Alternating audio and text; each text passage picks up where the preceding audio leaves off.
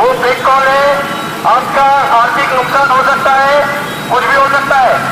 आपके मोबाइल के ऊपर 140 नंबर से कोई भी कॉल आए तो कृपया करके वो कॉल रिसीव मत करो। उठाते हो आपके मोबाइल के ऊपर आपका पूरा बैंक बैलेंस हैक हो जाएगा, पूरा बैंक बैलेंस खाली हो जाएगा, आपका मोबाइल हैक हो जाएगा।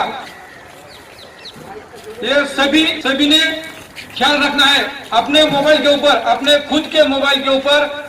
जो शुरू में 140 नंबर का जो कॉल आता है, कॉर्पोरेट पुलिस स्टेशन द्वारा आपको सूचित किया जाता है कि 104 ये नंबर रिसीव करने का नहीं है, सभी भाइयों और बहनों को सूचित करने का है। अपने आजू बाजू में रहने वाले सभी लोगों को ये बात कहनी है 140 ये